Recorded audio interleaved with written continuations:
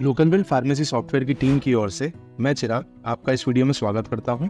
सबसे पहले आपको बहुत बधाई कि लोकलवेल पर अपने फार्मेसी अकाउंट सेटअप के इस प्रोसेस में अपना बिजनेस प्रोफाइल अपडेट करने और अपने पेमेंट अकाउंट्स को क्रिएट करने के बाद आप यहां तक सफलतापूर्वक पहुंच चुके हैं। आज का जो पार्ट हम देखने वाले हैं वो लोकलवेल सॉफ्टवेयर में मेरा सबसे फेवरेट पार्ट है। तो आज हम ये जानेंगे कि कैसे आप अपने सप्लायर द्वारा दिया गया जो परचेज बिल है उसको सॉफ्टवेयर में इजीली इंपोर्ट कर सकते हैं। तो परचेज बिल को इंपोर्ट करने के लिए सबसे पहले आपको परचेज सेक्शन में आना है और यहाँ पे आपको ऐड परचेज बटन को क्लिक करना है, या फिर आप हमारा जो ग्लोबल शॉर्टकट है Ctrl+Alt+P उसको यूज करके आप किसी भी पेज से इस पेज पर लैंड कर सकते हैं। अब परचेज बिल इंपोर्ट करने के 3 प्रोसेस हैं। या तो आप सबसे सिंपल प्रोसेस है कि आप अपना जो परचेज बिल का CSV फाइल है उस CSV फाइल को यहाँ पे अटैच कर दें और सॉफ्टवेयर क्या करेगा कि उस CSV फाइल में से जितनी भी इंफॉर्मेशन है उसको इंपोर्ट करके यहाँ पे डिस्प्ले कर देगा। दूसरा प्रोसेस है कि अगर आपके सप्लायर आपको CSV फाइल नहीं देते हैं तो आप उनसे PDF फाइल रिक्वेस्ट कर सकते हैं बिल की, और वो PDF फाइल को आप अटैच करके बिल को इंपोर्ट कर सकते हैं। और तीसरा तरीका है कि अगर ये दोनों ही तरीके आपके लिए काम नहीं करते हैं तो आप यहाँ पे क्विकली जो ये फॉर्म दिया गया है इसमें 1 बाय 1 करके अपनी इन्फॉर्मेशन फिल करें बिल को देखते हुए और आपका परचेज बिल इंपोर्ट कर लें। तो आइए सबसे पहले हम देखते हैं कि परचेज CSV फाइल के द्वारा कैसे आप अपना बिल इंपोर्ट कर सकते हैं।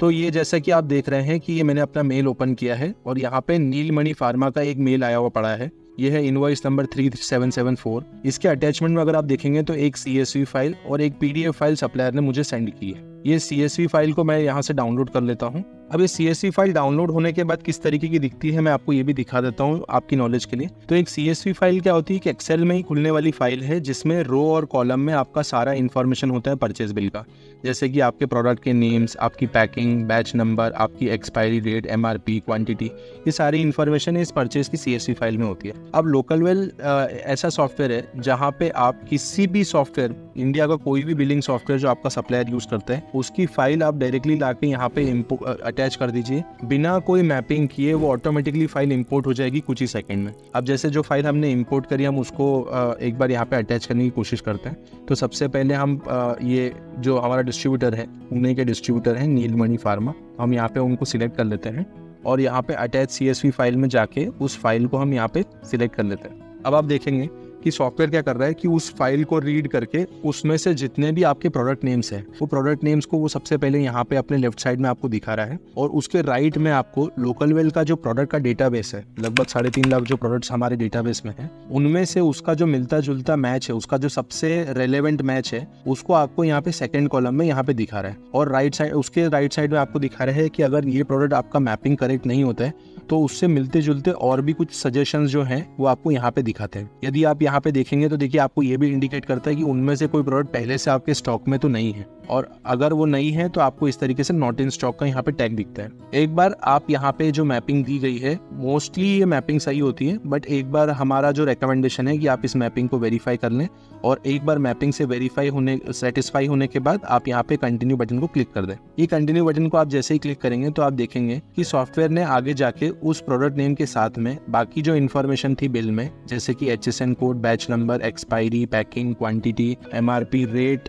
आपका जो डिस्काउंट है, GST वगैरह सब कुछ इंपोर्ट कर लिया है। और साथ में आपका जो अभी यहाँ पे मार्जिन आता है इस आइटम का, आपका जो नेट मार्जिन होता है वो भी आपको कैलकुलेट करके यहाँ पे डिस्प्ले कर रहा है। प्लस आप यहाँ पे ये भी देखेंगे कुछ प्रोडक्ट्स के लिए आपको यहाँ पे रेड कलर का एक डिमार्केशन दिया गया है सॉफ्टवेयर में। तो ये रेड कलर का डिमार्केशन ये डिनोट करता है कि इनमें से जो कुछ प्रोडक्ट्स हैं वो आपके एक्सपायर्ड प्रोडक्ट्स हैं। तो आप परचेज एंट्री के टाइम पे ही आपको सॉफ्टवेयर इंडिकेट कर देगा कि कहीं सप्लायर ने आपको कोई एक्सपायर्ड प्रोडक्ट्स तो नहीं दे दिया। इसके साथ में आप नियर एक्सपायरी प्रोडक्ट्स भी देख सकते हैं। बाय डिफॉल्ट सॉफ्टवेयर आपको जो 6 महीने में एक्सपायर होने वाले प्रोडक्ट्स हैं वो आपको डिस्प्ले करता है, लेकिन यहाँ पे देखिए आपको एक कॉलम सेटिंग का ऑप्शन दिया गया है जहाँ पे शो नियर एक्सपायरी के अंदर जाके अगर आप इसको 12 मंथ में सिलेक्ट करके सेव कर देंगे डिस्ट्रीब्यूटर के लिए तो ये आपको जो 12 मंथ में एक्सपायर होने वाले प्रोडक्ट्स है, जनरली जो फार्मा लाइन होती है उसमें एक ट्रेंड है कि आप जो रिटेलर है वो 1 साल से अंदर जो एक्सपायर होने वाले प्रोडक्ट्स हैं उनको वो एक्सेप्ट नहीं करता है। तो आप यहाँ पे इस तरीके से अपना नियर एक्सपायरी का जो डेफिनेशन है उसको चेंज कर सकते हैं। तो अभी आप देखेंगे कि ऐसे और भी कई प्रोडक्ट्स हैं जो आपके नियर एक्सपायरी स्टेट में है। तो इस तरीके से आपने देखा कि किस तरीके से CSV फाइल को अपन यूज करके एक परचेज बिल को with in a matter of seconds आप इसको इंपोर्ट कर सकते हैं। यहाँ पे एक चीज और बताने लायक है कि अगर यहाँ पे आप जो आई आइकन देख रहे हैं, यदि आपको इस प्रोडक्ट के बारे में ज्यादा इन्फॉर्मेशन चाहिए तो आप इस आई आइकन को यहाँ क्लिक करिए।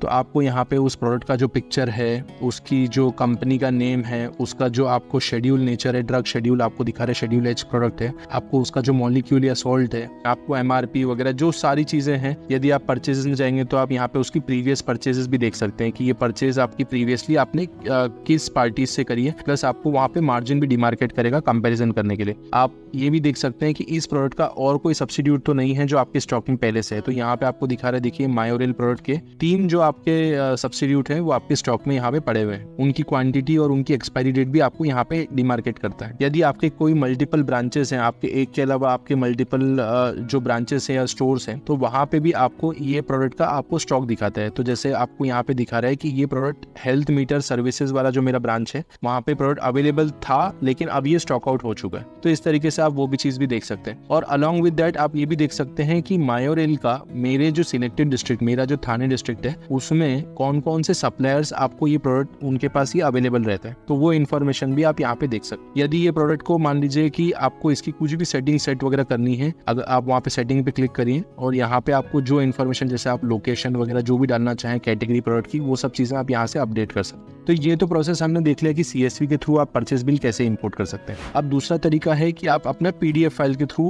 इस परचेज बिल को हम इंपोर्ट करने की कोशिश करते हैं। तो मैं आपको PDF फाइल भी दिखा देता हूँ। ये PDF फाइल अगर आप यहाँ पे देखेंगे तो कुछ इस तरीके की PDF फाइल होती है। ऐसा हमारे अलावा, लोकलवेल के अलावा शायद ही ऐसा कोई सॉफ्टवेयर होगा जो इस PDF फाइल को एक्यूरेटली रीड करके इसमें से सारी इन्फॉर्मेशन निकाल के उसको आपके परचेज बिल की तरह ट्रांसलेट करके उसको सेव कर लेते हैं। ऐसे बहुत ही कम सॉफ्टवेयर हैं, लोकलवेल उनमें से एक सॉफ्टवेयर है। शायद ऐसे और भी कुछ सॉफ्टवेयर होंगे, लेकिन जिस एक्यूरेसी से हम लोग इसको इंपोर्ट करते हैं वो ऐसा शायद ही कोई सॉफ्टवेयर होगा। तो अब ये देखिए, ये आपके पास PDF फाइल है। अब मैं इसको लोकलवेल में जाता हूँ।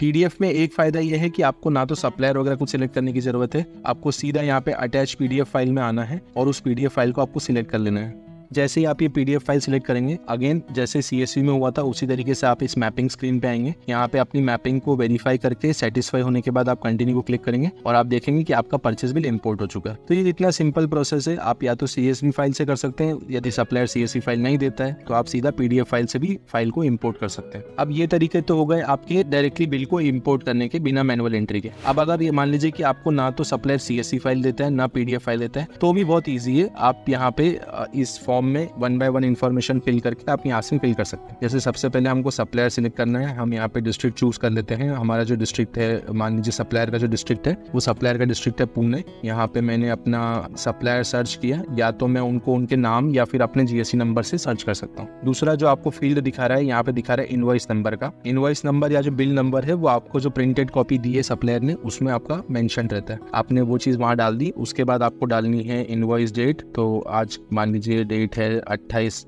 मार्च। इनवॉइस डेट डालने के बाद आपको ऑप्शन देता है पेमेंट ड्यू डेट का। पेमेंट ड्यू डेट उसी सिनेरियो में कंपलसरी है जहां पे ये जो परचेज बिल आपने अभी लिया है इसका आपने पेमेंट नहीं किया है। अदरवाइज अगर आपने इसका पेमेंट कैश में कर दिया है या फिर आपने परचेज करते टाइम ही पेमेंट कर दिया है तो आपको ये फील्ड को यहाँ पे आप छोड़ भी सकते हैं। अब उसके बाद आप नीचे आ जाएंगे, यहाँ पे आप देखिए प्रोडक्ट इन्फॉर्मेशन पे आए। यहाँ पे आपने सर्च किया किसी प्रोडक्ट को, मान लीजिए मैंने यहाँ पे टैजलॉक प्रोडक्ट सर्च किया।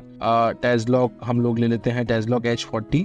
उसके बाद आप बैच पे जैसे आएंगे तो आपको उस प्रोडक्ट के जो प्रीवियस आपने परचेज किए हुए बैचेस हैं उसकी लिस्ट आपको दिखा रहा है। यदि आपका बैच यहाँ पे आपको लिस्टेड डाउन दिख रहा है तो आप उनमें से एक बैच सिलेक्ट कर लें। तो आपकी सारी इन्फॉर्मेशन जिस तरीके से देखिए, एक्सपायरी डेट, पैकिंग। अब आपको पूछ रहा है कि क्वांटिटी कितनी है। क्वांटिटी का मतलब है कि आपने कितने स्ट्रिप्स परचेज किए। तो मान लीजिए कि मैंने इसके 10 स्ट्रिप्स परचेज किए। और फ्री मतलब कई बार सप्लायर आपको स्कीम देता है, आपने 10 परचेज किए हैं तो उस पर कंपनी की तरफ से उनको स्कीम आती है, जैसे 10 पे 1 फ्री। तो वो चीज आप यहाँ पे एंटर कर सकते हैं। MRP आप सब जानते ही हैं, रेट आप सब जानते हैं, जो आपका PTR होता है वो आपको यहाँ पे मेंशन करना है। स्कीम, कई बार क्या होता है कि आपको नेट स्कीम या फिर हाफ प्राइस की जो स्कीम है वो आपको सप्लायर करके देता है, तो वो चीज भी आप यहाँ पे डाल सकते हैं। एग्जाम्पल के लिए जैसे मैंने यहाँ पे 10+2 डाला, तो 10+2 का मतलब क्या है कि आपको 16.67% की स्कीम दी है सप्लायर ने, मतलब 16.67% का डिस्काउंट आपको दिया है। जनरली क्या होता है, या तो वो आपको फ्री क्वांटिटी देंगे या फिर आपको वो स्कीम देंगे एडजस्ट करके बिल में। तो आपको अगर कुछ स्कीम दी है तो आप वो यहाँ पे एंटर कर सकते हैं। हैं। उसके बाद आप यहाँ पे डिस्काउंट एंटर कर सकते हैं। आपको कुछ अगर कैश डिस्काउंट वगैरह दिया है सप्लायर ने तो वो आप यहाँ पे एंटर करेंगे।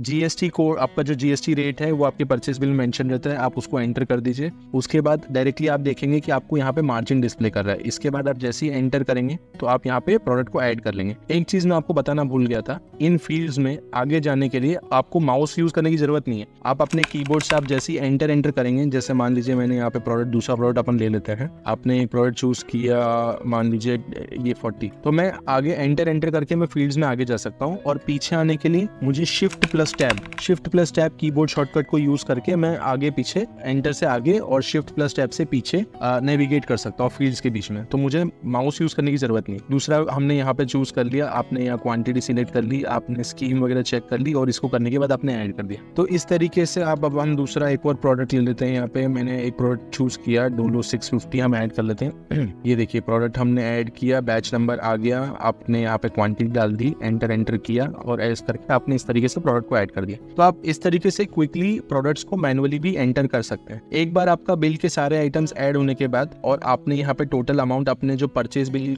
की जो हार्ड कॉपी है उससे मैच करने के बाद, एक बार सेटिस्फाई होने के बाद आपको यहाँ पे बस सेव बटन को क्लिक करना है। सेव बटन को क्लिक करने के बाद आपको यहाँ पे ऑप्शन देगा पेमेंट डिटेल ऐड करने का। पेमेंट डिटेल में आप देखिए दो ऑप्शन है, या तो परचेज को आपने पे कर दिया है और वो कैश परचेज है, या फिर आपने पे नहीं किया और वो एक क्रेडिट परचेज है। इन दोनों में से आप यहाँ पे ऑप्शन चूज कर सकते हैं। अभी के लिए हम इसको क्रेडिट रखते हैं और फिर आपने जैसे ही एंटर किया तो आप देखेंगे कि आपका परचेज बिल ऐड हो गया है। परचेज बिल ऐड होते से ही आप देखेंगे कि स्टॉक में आपको प्रोडक्ट्स यहाँ पे दिखाने लग रहा है। आप ये देखिए स्टॉक के अंदर ये डोलो, टेस्लॉक और टेस्लॉक करके ये तीनों प्रोडक्ट्स यहाँ पे आ गए। तो इस तरीके से आप जब भी परचेज ऐड करते जाएंगे तो देखिए ये परचेज यहाँ पे सप्लायर भी ऐड हो गया है, उनका आपको यहाँ पे बिल नंबर भी दिखा रहा है, आपको ये भी दिखा रहा है कि आपको उनको 1965 रुपए आपको उनको देने के बनते हैं। तो ये सारी इन्फॉर्मेशन सॉफ्टवेयर ऑटोमेटिकली आपका परचेज बिल एंट्री करते जाइए, ये ऑटोमेटिकली कैलकुलेट करके पेमेंट कितना होता है, कितने प्रोडक्ट्स हैं, उन प्रोडक्ट्स को ऑटोमेटिकली आपके स्टॉक में क्रेडिट कर देगा। तो ये सारी चीजें सॉफ्टवेयर ऑटोमेटिकली कर लेगा। तो आप इस तरीके से बहुत ही इजीली अपना जो परचेज बिल्स हैं उसकी एंट्री लोकल में कर सकते हैं। Thank you.